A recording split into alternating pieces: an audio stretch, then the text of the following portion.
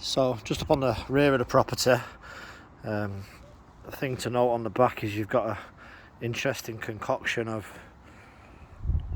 gutters along the back here. So you've got an old aluminium system where it interlocks into the next piece. The stop end on there is separate, it's rusted. And you've got these brackets that come over to keep the gutter in place. So we'll definitely change this system. Next door, they've got a new aluminium system, and then the third one along looks like they've got a plastic. So there's definitely going to be a lot of leaks going on along here on the jointing. I think what we'll do is next door's system, you see they've got the individual clasps, you can see 3 of them there visible. We'll just joint in with theirs so that we have got an official sleeve, as you were, to join the 2 systems together. So we'll copy their system there. I think that would be a wise choice. The slates are absolutely huge.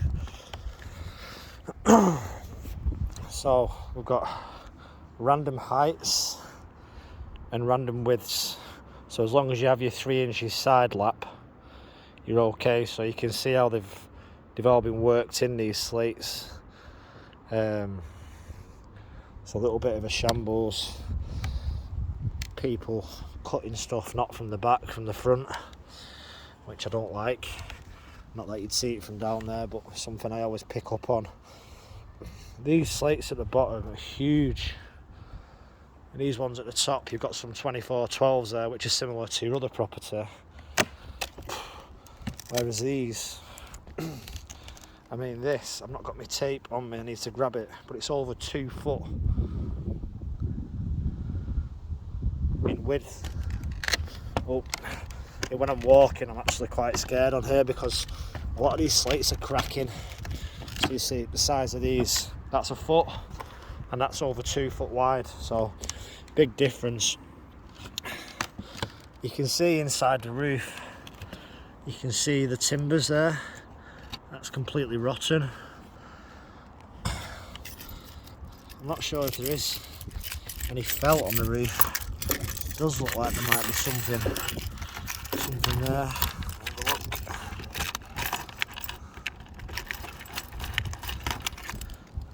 I can't quite tell, but there's no felt in this area and the timbers are absolutely rotten. Again, you can see these at the top, they're not in line, they're twisted.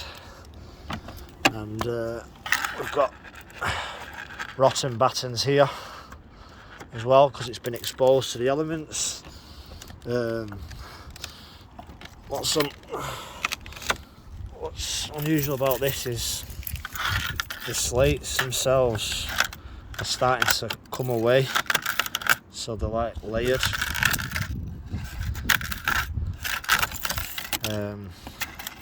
So that's not good. It's happening on quite a few, to be honest, that I've noticed. Again, we've got a missing slate here, so this is going to be coming straight into the house. Obviously I can fit a couple of fingers in there, some water's going to be pouring in there. These are like a concrete ridge and they just butt up to each other, which is a problem because the water is just going to be pouring down here, and you can see the beam inside. I don't know if you can see it on the camera there, but what's worrying is this main beam that's holding up all the 4x2. That is completely rotten there.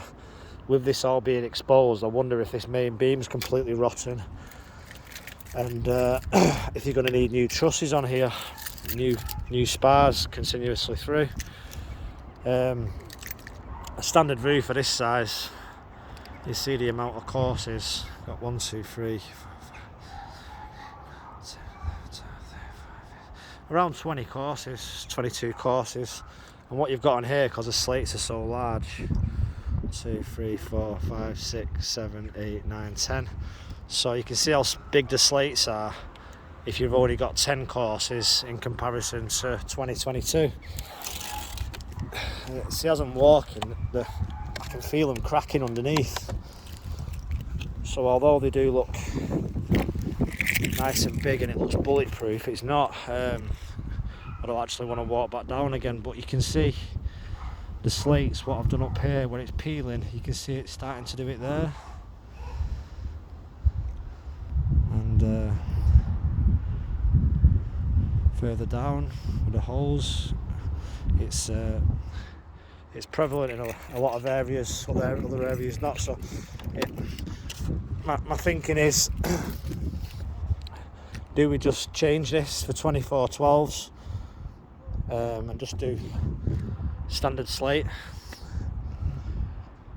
I mean, doubling the courses, it is quite a cost to replace a full roof with new slates. And then when we're jointing to next door, because we've got different gauges, we'd have to put a secret gutter down the middle, which isn't a problem. But it's just things to take into consideration. I'm going to have a little think about this one.